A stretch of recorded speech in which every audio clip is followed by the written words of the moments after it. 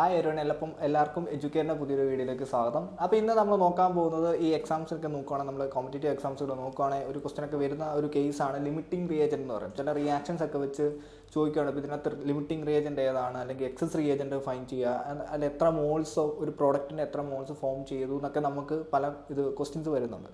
So ആ ഒരു ബേസിസിലാണ് നമ്മൾ ഇന്ന് നോക്കാൻ പോകുന്നത് ലിമിറ്റിംഗ് റിയേജൻറ്റ് എന്ന് പറയുന്നത്. സോ നമുക്ക് എന്താണ് ആദ്യം ലിമിറ്റിംഗ് റിയേജൻറ്റ് നോക്കാം. സോ ലിമിറ്റിംഗ് റിയേജൻറ്റ് നമ്മൾ നോക്കുകയാണെങ്കിൽ ഒരു റിയാക്ഷൻ നടക്കുമ്പോഴത്തേക്ക് ഒരു റിയേജൻറ്റ് കാണുമല്ലോ, അല്ലെങ്കിൽ രണ്ട് റിയേജൻസ് കാണുമല്ലോ. സോ ആ ഒരു റിയേജൻസിനകത്ത് ഫുള്ളി ആ ഒരു റിയാക്ഷനിൽ കൺസ്യൂം ചെയ്ത ആ ഒരു ഏത് റിയേജൻ്റ് ആണോ അതിനെയാണ് നമ്മൾ യൂഷ്വലി ലിമിറ്റിംഗ് റിയേജൻറ്റ് എന്ന് വെച്ച് പറയുന്നത്. ഓക്കെ, സോ നമ്മൾ പറയുകയാണെങ്കിൽ ഫോർ എക്സാമ്പിൾ ഇപ്പോൾ ഒരു A+B ഗിവിങ് C ആണെങ്കിൽ ഇനീഷ്യലി ഇവിടെ നമ്മളിപ്പോൾ ക്വസ്റ്റ്യൻ നോക്കുകയാണെങ്കിൽ അതിൽ 1 mol ഓഫ് A കൺസ്യൂംഡ് അല്ലെങ്കിൽ react with 1 mol of B to form C ആണ്. പക്ഷേ അതിന് ഇനീഷ്യൽ കോൺസെൻട്രേഷൻ നോക്കുകയാണെങ്കിൽ ഇവിടെ 1 മോളും കൺസിഡർ ചെയ്ത് ഒരു 1 mol C ഉണ്ടായെന്നായിരിക്കും. പക്ഷേ ഇനീഷ്യലി നമുക്ക് നോക്കുകയാണെങ്കിൽ ഇവിടെ 1 mol A മാത്രം ഉണ്ടായിരുന്നുള്ളൂ. പക്ഷേ B നോക്കുകയാണെങ്കിൽ ചിലപ്പം 5 mols ആയിരിക്കും ഉണ്ടായിരുന്നത്. ഓക്കെ, അപ്പം പ്രോഡക്റ്റ് നോക്കാണ്ട് പ്രോഡക്റ്റ് എപ്പോഴും 1 തന്നെയായിരിക്കും നിൽക്കുന്നത്. സോ ഈ ഒരു കേസ് വരുമ്പോഴത്തേക്കും നമ്മുടെ ഇവിടെ ഡിഫറൻസ് അല്ലെങ്കിൽ നോക്കുകയാണെങ്കിൽ ഇവിടെ 1 mol 5 കൺസ്യൂം ചെയ്തു. സോ റിമൈനിങ് എത്രയുണ്ട്? 4 ആണ് റിമൈനിങ് ആയിട്ടുള്ളത്.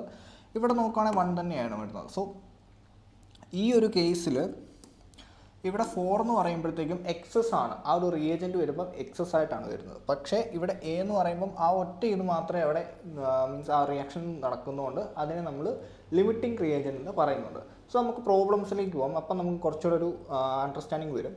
സോ നമുക്ക് നോക്കാം. ഫസ്റ്റ് ക്വസ്റ്റ്യൻ എന്ന് പറയുമ്പോഴത്തേക്കും 5 mols of A react with 20 mols of B.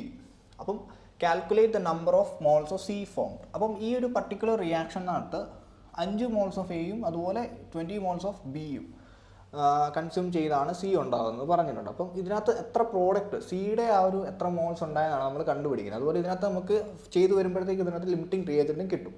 So ഈ ഒരു പർട്ടിക്കുലർ നമ്മൾ ക്വസ്റ്റ്യൻ ചെയ്യുകയാണെങ്കിൽ ഇതിനകത്ത് നമ്മൾ നോക്കുകയാണെങ്കിൽ പല ട്രിക്സ് ഉണ്ട്. സോ ആ ട്രിക്ക് വെച്ചാണ് നമ്മൾ ഇത് ചെയ്യാൻ പോകുന്നത്. ട്രിക്ക് ഞാൻ സ്റ്റെപ്പ് ബൈ സ്റ്റെപ്പായിട്ട് ഞാൻ ഈ ക്വസ്റ്റ്യനിൽ എക്സ്പ്ലെയിൻ ചെയ്യുന്നതായിരിക്കും. ഓക്കെ, ഫസ്റ്റ് നമ്മൾ നോക്കുകയാണെങ്കിൽ നമ്മൾ ഇനീഷ്യലി ഫസ്റ്റ് നമ്പർ ഓഫ് എത്ര മോൾസ് ഉണ്ടെന്ന് നമുക്ക് എഴുതണം. അപ്പോൾ ഇവിടെ A നോക്കുകയാണെങ്കിൽ 5 mols ആണ്. അതുപോലെ B നോക്കുകയാണെങ്കിൽ 20 mols ആണ്. സോ എയുടെ അടിയിൽ ഞാൻ 5 mols എന്നും Bയുടെ അണ്ടറിൽ 20 mols എന്നും എഴുതി. അപ്പോൾ C എത്രയാണ് നമുക്കറിയത്തില്ല, അത് കണ്ടുപിടിക്കണം. സോ അടുത്ത സെക്കൻഡ് ഒരു ഇതെന്ന് പറയുമ്പോഴത്തേക്കും ഇതിൻ്റെ സ്റ്റോയിക്കോമെട്രിക് കോഎഫിഷ്യൻറ്റ് അതിൻ്റെ വാല്യൂ നമുക്ക് എഴുതണം. സോ സ്റ്റോയിക്കോമെട്രിക് കോഎഫിഷ്യൻ്റ് എന്ന് പറയുമ്പം ഈ എയുടെ തൊട്ട് മുമ്പുള്ള ആ ഒരു വാല്യൂ അല്ലെങ്കിൽ ബിയുടെ തൊട്ട് മുമ്പുള്ള വാല്യൂ. ഓക്കെ, എത്ര മോൾസ് ഉണ്ടതിൻ്റെ വെച്ച് ഇത് പറയുന്നതാണ്. സോ അത് പറയുകയാണെങ്കിൽ ഇവിടെ ഇപ്പം എയുടെ നോക്കുവാണെങ്കിൽ 1 ആറ്റം. അതുപോലെ ബി നോക്കുവാണെങ്കിൽ എത്രയാണ്? 2 ആണ് അതിൻ്റെ സ്റ്റോയിക്കോമെട്രിക് കോഎഫിഷ്യൻറ്റ്. ഇനി സി നോക്കുവാണെങ്കിൽ ഒന്നുമില്ല, മീൻസ് 1 തന്നെയാണ് അതിൻ്റെ സ്റ്റോയിക്കോമെട്രിക് കോഎഫിഷ്യൻറ്റ് വരുന്നത്. ഇനിയിപ്പോൾ അടുത്ത ഒരു സ്റ്റെപ്പ്, തേർഡ് സ്റ്റെപ്പ് എന്ന് പറയുമ്പോഴത്തേക്കും ഈ ഇതെന്ന് പറയുമ്പോൾ നമ്പർ ഓഫ് മോൾസ് ആണ്. നമ്പർ ഓഫ് മോൾസ്, അതുപോലെ രണ്ടാമത്തെ എന്താണ്? സ്റ്റോയിക്കോമെട്രിക് കോഎഫിഷ്യൻറ്റ്. ഓക്കെ, അപ്പം ഈ ഒരു ഇതിൻ്റെ രണ്ടിൻ്റെയും കൂടെ റേഷ്യോ ആണ് എന്ത്? അത് വെച്ചാണ് നമ്മൾ ലിമിറ്റിംഗ് ആണോ അതുപോലെ എക്സ്പ്രസ് ആണോ എന്ന് നമ്മൾ കണ്ടുപിടിക്കുന്നത്. സോ ഇതിൻ്റെ റേഷ്യോ എന്ന് പറയുമ്പോഴത്തേക്കും 5/1 എന്ന് പറയും 5 വരുന്നു. അപ്പോൾ ഇവിടെ 20/2 എന്ന് പറയുമ്പോൾ 10 ആണ് ഇതിൻ്റെ ഇത് വരുന്നത്. സോ ഇവിടെ നമ്മൾ നോക്കുകയാണെങ്കിൽ ഈ ഒരു 5 ആണെന്ത്? ലിമിറ്റിംഗ് റിയേജൻറ്റ്, അതായത് മിനിമം വാല്യൂ വരുന്നതാണ്, അല്ലെങ്കിൽ റേഷ്യോയിൽ മിനിമം വാല്യൂ വരുന്ന ആ ഒരു ടേമാണ് നമ്മൾ ലിമിറ്റിംഗ് റിയേജൻ്റായിട്ട് കൺസിഡർ ചെയ്യുന്നത്. സോ ഇവിടെ 5 വന്നു. 5 വരുന്ന ഏതിനാണ്? A ആണ് ഇവിടുത്തെ ലിമിറ്റിംഗ് റിയേജൻറ്റ് നമുക്ക് പറയാൻ പറ്റും. So A is the limiting reagent. Okay, ഇനി നമ്മൾ അടുത്ത സ്റ്റെപ്പ് എന്ന് പറയുമ്പോഴത്തേക്കും എത്ര മോൾസ് ഓഫ് C ഉണ്ടായെന്നാണ് നമ്മൾ കണ്ടുപിടിക്കേണ്ടത്. സോ അത് കണ്ടുപിടിക്കാൻ വേണ്ടി നമ്മൾ NA, അതായത് number of moles of A, അതായത് ലിമിറ്റിംഗ് റിയേജൻറ്റ് വെച്ചുള്ള റേഷ്യോ നമ്മൾ മീൻസ് ലിമിറ്റിംഗ് റിയേജൻറ്റ് ഏതാണോ അത് വെച്ചിട്ടുള്ള സംഭവം കണ്ടുപിടിക്കണം. So NA by stoichiometric coefficient നോക്കുവാണെങ്കിൽ നമ്മുടെ ഇവിടെ 1 ആണ്. NA by SC, stoichiometric coefficient is equal to NC by stoichiometric coefficient. So ഇത് വെച്ച് നമ്മൾ ചെയ്യുമ്പോഴത്തേക്കും NA എന്ന് പറഞ്ഞാൽ എത്രയാണ്?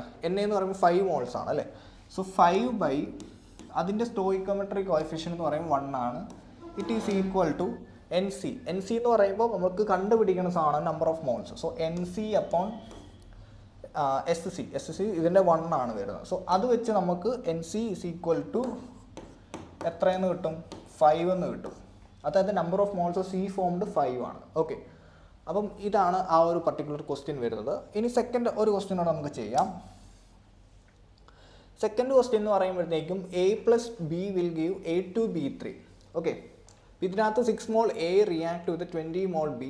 Calculate the limiting reagent and moles of A, B and A2B3 after reaction. Okay, reaction കഴിഞ്ഞിട്ടുള്ള ഇതാണ് നമ്മൾ കണ്ടുപിടിക്കേണ്ടത്. അപ്പം നമുക്ക് പഴയ സ്റ്റെപ്പ് തന്നെ പിന്നെയും പോവാം. അതായത് നമ്മൾ ആദ്യം എന്തെഴുതി? A+B giving A2B3. പക്ഷേ ഇതൊരു ബാലൻസ്ഡ് ഇക്വേഷൻ അല്ല അല്ലേ? സോ ഈ ഒരു ഇക്വേഷൻ നമ്മൾ ബാലൻസ് ചെയ്യാൻ വേണ്ടി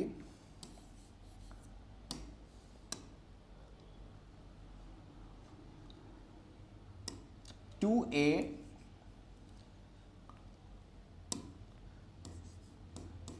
എ പ്ലസ്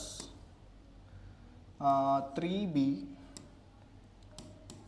ഗിവിങ് A2B3 എന്നാണ് നമ്മളെ ആ ഒരു ഇക്വേഷൻ ബാലൻസ് ചെയ്ത് നിൽക്കുന്നത്. സോ അത് വെച്ച് നമുക്ക് ഫസ്റ്റ് എന്ത് എഴുതണം? നമ്പർ ഓഫ് മോൾസ്, ഓരോന്നിൻ്റെയും നമ്പർ ഓഫ് മോൾസ് എഴുതുവാണെങ്കിൽ ഫസ്റ്റ് വരുന്നത് എയുടെയാണ്. എയുടെ എന്ന് പറയുമ്പോഴത്തേക്കും 6 moles ഓഫ് A ആണ്.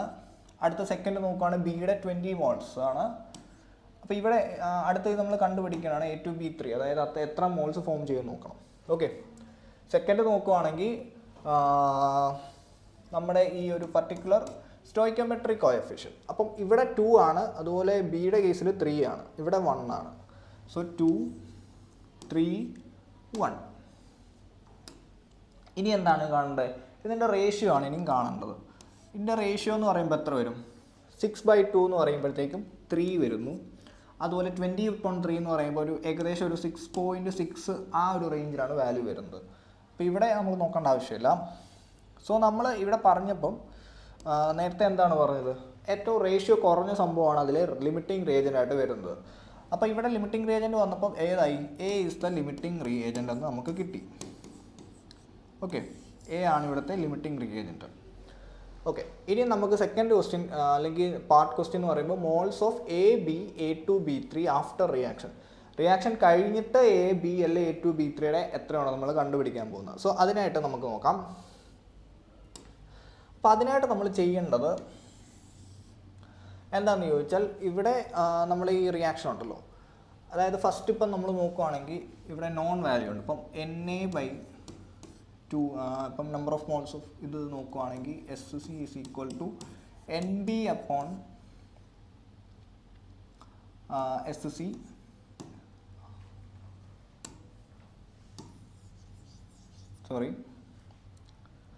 is equal to Na2B3/SC. So Na എന്ന് പറയുമ്പോഴത്തേക്ക് number of moles of A 6 ആണ്. 6/2 ഈസ് ഈക്വൽ ടു എത്ര കിട്ടും? ഇതാണ് കണ്ടുപിടിക്കേണ്ടത്, Na2B3/1. സോ ഇത് നമ്മൾ ക്രോസ് മൾട്ടിപ്ലൈ ചെയ്ത് കിട്ടുമ്പോഴത്തേക്കും Na2B3 എന്ന് പറയുമ്പോഴത്തേക്കും 3 എന്ന് കിട്ടും. അപ്പം number of moles of C form ചെയ്തത് അല്ലെങ്കിൽ A2B3 ഫോം ചെയ്തത് 3 ആണ് നമുക്ക് കിട്ടി.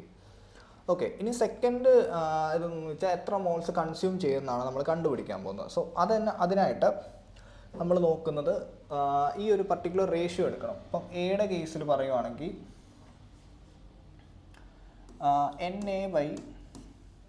Na/SC is equal to NB/SC. SC എന്ന് പറഞ്ഞാൽ സ്റ്റോഷിയോമെട്രിക് കോഎഫിഷ്യൻ്റ് ആണ്. സോ നമ്മൾ Na എന്ന് പറയുമ്പോഴത്തേക്കും എത്രയായിരുന്നു? 6/3 ആയിരുന്നു, സോറി 6/2 ആയിരുന്നു. ഈസ് ഈക്വൽ ടു NB ആണ്, അതായത് റിയാക്ഷൻ പങ്കെടുത്തിട്ടുള്ള മീൻസ് ആ റിയാക്ഷനിൽ കൺസ്യൂം ആയിട്ടുള്ളതുകൊണ്ട് നമുക്ക് NB കണ്ടുപിടിക്കണം. NB/SC എന്ന് പറയുമ്പോൾ 3 വരുന്നു. സോ ഇത് ക്രോസ് മൾട്ടിപ്ലൈ ചെയ്ത് കിട്ടുമ്പോഴത്തേക്കും NB ഈസ് ഈക്വൽ ടു 9 എന്ന് കിട്ടുന്നു.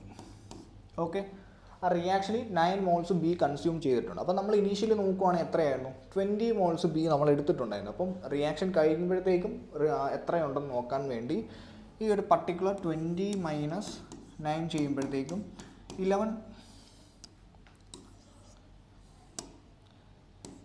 11 moles ഓഫ് B എന്ന് കിട്ടും.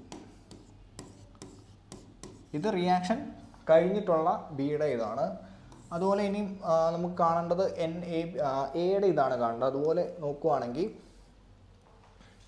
അപ്പോൾ Na/SC എയുടെ ഇതെന്ന് പറയുമ്പോൾ 2, so it is equal to Na2B3/1. Okay, so ഇത് വെച്ച് നമുക്ക് നോക്കുവാണെങ്കിൽ ഇവിടെ നമ്മൾ കണ്ടുപിടിച്ചായിരുന്നു Na2B3 3 ആണ്. So Na/2 is equal to 3/1. അപ്പോൾ Na, അതായത് റിയാക്ഷൻ നടക്കുമ്പോഴത്തേക്കും 6 മോൾസ് കൺസ്യൂം ചെയ്തു. ഓക്കെ, അപ്പോൾ റിയാക്ഷൻ കഴിയുമ്പോഴത്തേക്ക് എത്രയാണ്? നമ്മുടെ ക്വസ്റ്റ്യൻ നോക്കിയാൽ നിങ്ങൾക്കറിയാം, അതായത് 6 മോൾസ് ഇനീഷ്യലി യൂസ് ചെയ്തു. ഇപ്പം റിയാക്ഷന് കൺസ്യൂം ചെയ്തത് എത്രയാണ്? 6 മോൾസ്. അപ്പം റിമൈനിങ് എത്രയുണ്ട്? എ വരുമ്പം 6 - 6 ഈസ് ഈക്വൽ ടു 0 മോൾസ്. അതായത് ഫുള്ളി കൺസ്യൂം ചെയ്തു, ഫുള്ളി കൺസ്യൂംഡ്. അപ്പോൾ ഇത്രയാണ് ലിമിറ്റിംഗ് റിയേജൻറ്റിനെ പറ്റി പറയാനുള്ളത്. അതായത് ഈ ഒരു പർട്ടിക്കുലർ റേഷ്യോ വെച്ചാണ് നമ്മൾ ലിമിറ്റിംഗ് റിയേജൻറ്റ് കാണുന്നത്. എന്നിട്ട് ആ റേഷ്യോ വെച്ച്, ലിമിറ്റിംഗ് റിയേജൻറ്റിൻ്റെ റേഷ്യോ വെച്ചാണ് പിന്നെ നമ്മൾ എത്ര മോൾസ് ഫോം ചെയ്യുന്നത് മനസ്സിലാക്കുന്നത്. സോ വീഡിയോ എല്ലാവർക്കും ഇഷ്ടമാണെന്ന് വിചാരിക്കുന്നു. ചാനൽ സബ്സ്ക്രൈബ് ചെയ്യുക, ലൈക്ക് ചെയ്യുക, ഷെയർ ചെയ്യുക.